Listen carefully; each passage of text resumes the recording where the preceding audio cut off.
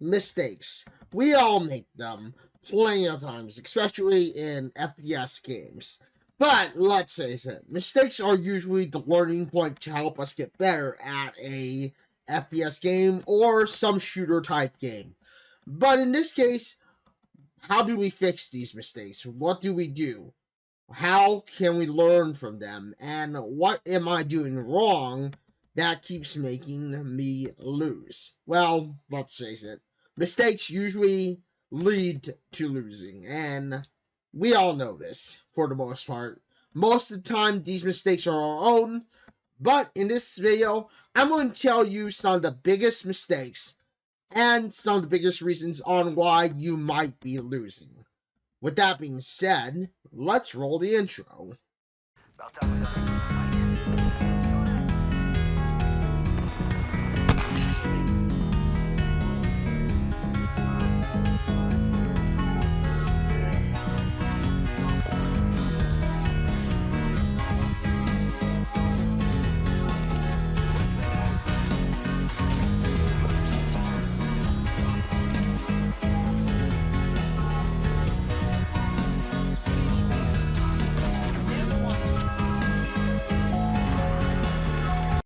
So, mistakes. Yeah, we all make them. Usually, it's what leads to us losing. It's very easy for us to want to make that mistake be blamed on our team or because of something that we did. But, with that having been said, my name is FAI. I am usually a competitive streamer on competitive type games. And I've played many, many, many FPS games. A lot of times, mistakes will happen. You can't help but make mistakes. Sometimes we just gotta realize the mistake we made and learn from it. But in today's video, I'm going to be teaching you, and with the overlay of gameplay footage, some mistakes and the biggest mistakes that people make. Now, these mistakes are not just related to Rogue Company, which might be the gameplay you're seeing, or whatever combination of gameplay I decide to make. It's not just Rogue Company or something like Valorant that is causing you to make these mistakes. We always will make these mistakes. But I'm going to teach you some of the biggest mistakes that we as players make in hopes that you as a player will improve. In hopes that you as a player will be able to recognize these things and be able to determine or change your way of thinking when it comes down to it. So, let's get down to these list of mistakes in no particular order. Mistake number 1. You're not adapting to the game. You're not adapting to your team. Okay, adaptation. What does this mean? Well, adaptation is fairly simple. It is the course of adapting to your team. Now, if you're playing with randoms, let's face it, you may have your main character or your main that you just love. In my case, on Rogue Company, I love using Phantom. I love using someone like Lance. I love using someone like Rowan. But let's face it, if I'm not adaptable, I'm probably going to lose. I'm probably going to lose, and my team is probably going to lose. So this is where you have to become adaptable. And you have to have some flexibility, some adaptability. I mean, after all, adaptability just means that you can flex, or you can go like, well, my team is doing this, but I'm going to do this just to try and hopefully give them a chance to win. And that's what I mean by adaptability. You have to be willing to adapt to any situation, especially when you're playing with randoms.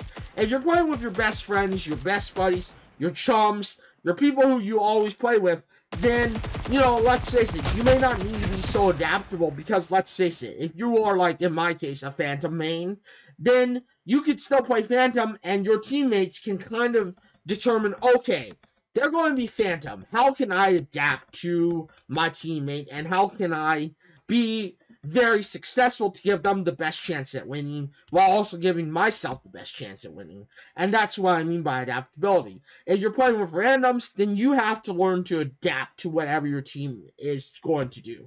In the case of Rogue Company, let's face it, if you have to adapt, then you should be a adaptable person. So let's just say in Rogue Company, as an example, let's just say you have one player using a duelist. You have one player using intel. You have one player being a breacher, and maybe you, who has not picked yet. After all, there are 4 people on your team. So, what do you choose? Well, you have a duelist, which means you have a front line. You have someone who's going to be an assault, or someone who's going to take the front line. You have a breacher, which means that the enemy's front line shouldn't be very tough. But let's face it, if your breacher isn't very good, then they may not know how to play their role. So we'll talk about that later. And then you also have an intel person, which means that you will be able to get intel and understanding about what's going on within the map or within the match, either via movement or whatever. Well, at that point, you have open reign. You can either be a supportive, like let's say you choose a healer, or you can be maybe a sniper, or someone who is like a defender, a frontline defender, who can put up defense for your front team. And that's where you have to be adaptable. I wouldn't recommend picking out a duelist because, let's face it, and we'll get back to this point in a little bit, your role may not fit that particular moveset, that particular team gel. You've got to be adaptable to kind of filling in the gap of weakness for your team. Even if it's like, for say, someone you don't like playing, you kind of, as a random, with all these other randoms, have to kind of be willing to go, okay, I'm going to fill in the gap for the weakness of my team. If my team's weakness is they don't have support, then I'm going to be a supportive, even if I don't like being a supportive. If my team's weakness is the fact that they don't have someone who can frontline defense, someone who can throw defense up there, I'm going to be the frontline defense. This is what I mean by adaptability.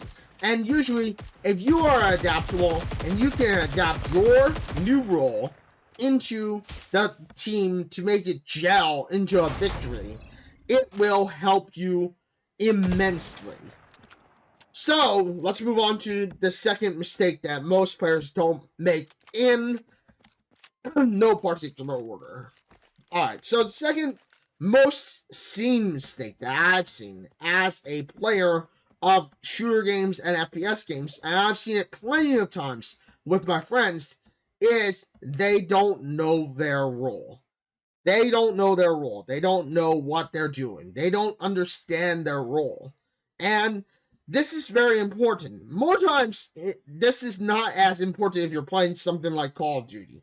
If you're playing like something like Call of Duty, you're playing something like, for instance, Counter-Strike, you're playing something that doesn't require you to know your role, then this is not going to be very important. Because let's face it, in Call of Duty and even in, I think, Counter-Strike, roles don't play as much of a role as you would expect.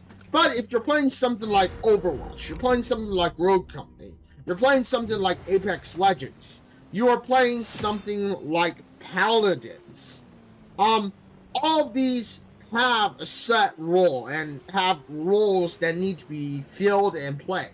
So, again, if you are, for instance, a support player, you've got to be a support player. You can't just be like, I'm going to play this support role because they look cool.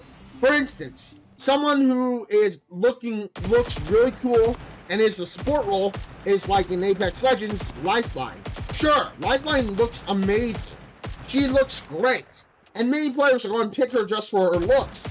But, let's face it, 9 out of 10 times, players are not picking her because they don't understand the fact that they have to have a role with her.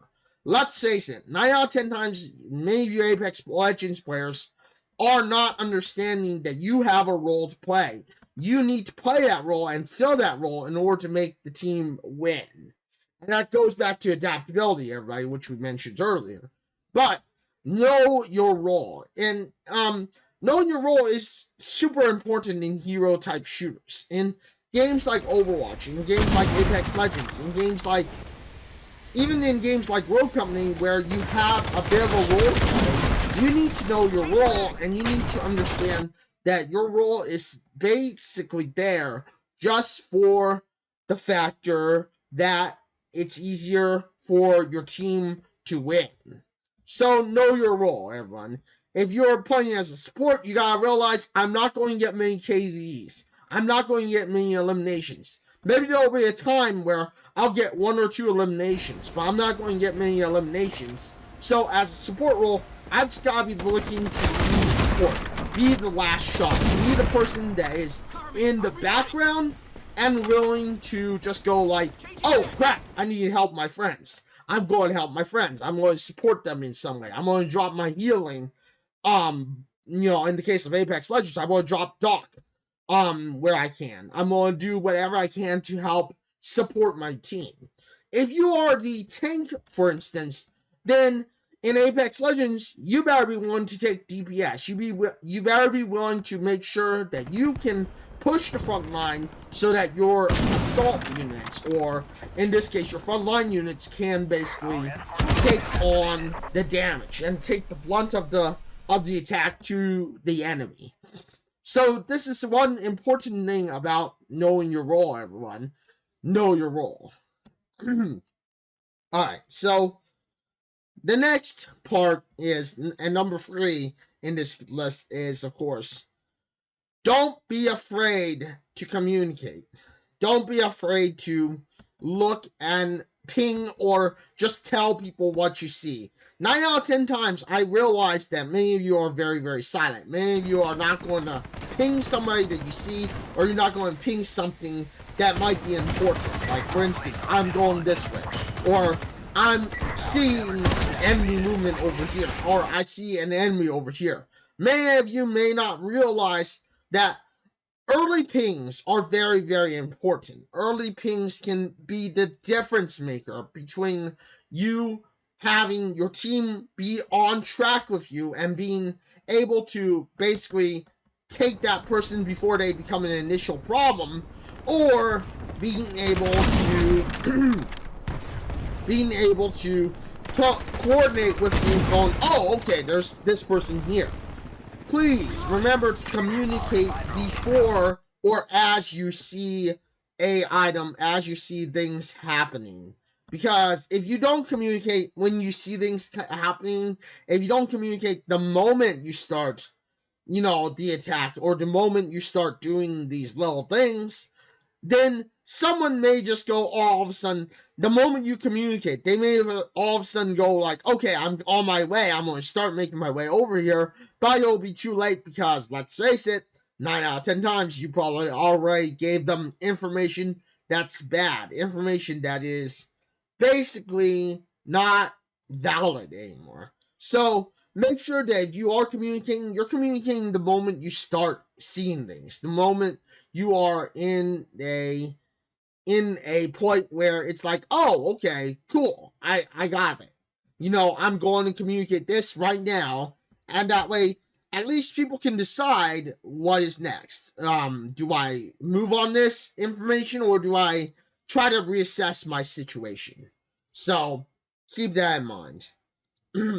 Alright, number 4 on this list of items or list of mistakes that I've seen people make so often is, of course, they do not revive teammates. They are not looking to support their teammates. They are only looking, in the case of KDD. And, KDD is fine. It's good that you aspire to be a high KDD player. But remember, you've always got to support your teammates. You've always got to keep an eye on your teammates, because, let's face it, if your teammates are pushing up and you're not communicating and you see that they're at low health, or you are in the middle of a reload, you need to, change your status or whatever, then, you better be able to say, hey, I need to reload, or I need to do this. That way, your teammates can kind of go, okay, I know what they're doing, and, I can kind of make room for this. Don't be that person that looks for just high KD. Don't be that person that doesn't go out of their way to support their team, support their people. I mean, it's not just one person that loses. In a team-based game, if you're not playing solo, like for instance, I know on Fortnite you have solo. So, on Fortnite, when you have solo mode, of course, if you lose, you lose. That's it. But when you are playing squads on Fortnite, when you are playing squads on a team-based game like Apex Legends, you are playing, something that, requires you to be working together as a team. Just keep it in mind. We win together, we lose together. And, with that having been said, if one of you lose, then all of you have already lost. I mean, after all, one person down doesn't mean that you can take on in the case of Rogue Legacy or Rogue Company, one person down doesn't mean that you can take on a 4v1 or you can take on a 3v1, depending on how many people have gone down on the enemy team. You have to realize that it is a team-based game. It is a game where we win together, you lose together. So if one of you lose or if one of you go down, then all of you have already kind of gone down. All of you have already kind of lost because, let's face it, you need to work together as a team. And you have to realize that working as a team means you will basically win. And when you are winning together, you're working as a team, you're making smart plays together, everything works out. So, keep that in mind. Win together, lose together. You're not just one person when it comes to Rogue Legacy. You're not just one person when it comes to Apex Legends. You win together, you lose together. If one of you lose, then all of you have lost. If one of you win, then all of you have won. It's not just based on one person. Everyone has to play off strengths and weaknesses. With that having been said, though, the last tip I have on this video, and the last tip and mistake that I have seen plenty of times on stuff like Rogue Legacy, stuff like Apex Legends, stuff like FPS games, is the fact of being able to adjust. Being able to just go, like, I've got to put down the ego. I gotta, expect that I'm probably going to lose. I mean, let's face it. If you think, especially if you are playing on a, especially if you are playing on a team game like Rogue Legacy, or not Rogue Legacy, Rogue Company, or a team game like Apex Legends, a team game like, Paladins, you have to realize that at the end of the day, we have to work together. We have to make sure that everyone is on the same page. So, for instance, we have to play together, we have to make sure that we can handle our own, but we also have to be able to make sure that we can cover our team. Being a solo hero is never going to win. And too often, especially with randoms, I see everyone trying to be a solo hero. Never be a solo hero, everybody. Solo heroes and being a solo hero might be able to get you somewhere, but it's not going to get you everywhere, especially on a team-based game like, for instance, Rogue Company. If it's a team-based game like Rogue Company, or if it's a team-based game like Overwatch, being that solo hero that just goes out of their way saying, like, I'm going to go out there and get, 20 eliminations today. I'm going to go out there and get, 30 eliminations today. And then my team is going to love me. My team is going to think I'm the best. And I'm the greatest player ever. That's not what you got. That's not what you do. You don't do that. I mean, if KDD is your intention, if you are intending to be a KDD player, and a KTD player, as someone who just is out there to get as many eliminations as possible, then let's face it, you should go play Call of Duty. You should play TDM. You should play free-for-all. You need to play something where it doesn't require you to be focused on objective play and stuff like that. Because let's face it, objective play is part of how you become better at these games, And it's how you become better overall, is if you were to, basically, you know, learn to kind of stop the solo hero work. Stop being trying to be the solo hero player, because again, like I've said, solo hero work, solo hero play, it's not going to work out in team-based games. I mean, let's face it, you're not going to see too often success with, with solo play, with hero, with basically hero, what solo hero work, you know what I mean? And that's like the main thing, to take away, is that solo hero work doesn't mean you're going to be successful. Being just that solo hero may not make you, it may not make you fully successful. You gotta be willing to adapt. You gotta be willing to go like, okay, my team is not meshing with me playing aggressively. So what can I do if my team isn't playing with me aggressively? How can I make myself successful in that case? Well, if that's the case, then you need to consider and you need to start thinking about, what can I do to adapt to my team when it comes down to me not trying to play aggressive, but it's not working. I mean, for instance, you could be the person that just always is going for the objective, and you're still getting beat. Why are you getting beat? Well, you probably weren't clearing. You probably weren't, like, looking around to see, am I clear? Did I clear out the area? Is it, cleared? And this is another video, but these are some of the mistakes that, most of the biggest mistakes I've seen in shooter-based games and FPS games from players. I make these mistakes as well. I'm not saying I'm immune to these mistakes. I do make these mistakes as well. I've been through these frustrations, and I've seen it happen. And obviously, with me having to relearn some things, having to learn on the fly, and just having to be, like, watching these people over and over and over again, making these huge errors, is, well, it's devastating, to say the very least. But, but it also is, in many ways, understandable why people may, maybe wanting to be the hero, maybe wanting to be this next big person that, all of a sudden is like, making waves, I guess you could say. You know what I mean?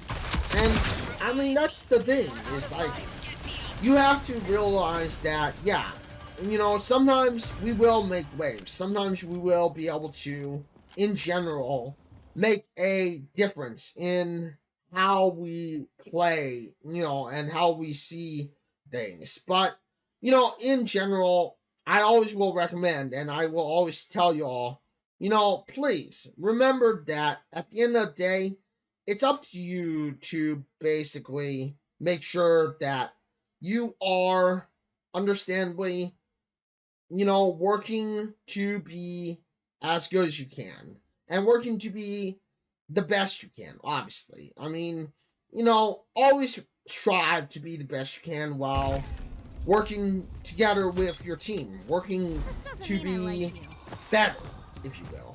And yeah, with that having been said, these are my mistakes. These were my list of biggest mistakes I've seen people make. I've seen people do in playing these games. And, obviously, I hope that this is a bit of a learning point for you all to be better in general, and maybe to become better. Because, again, you need to strive to be as best as you can. You need to strive to be the best you can. But at the same time, please try to remember that when it comes to making mistakes and stuff, mistakes are part of the learning points.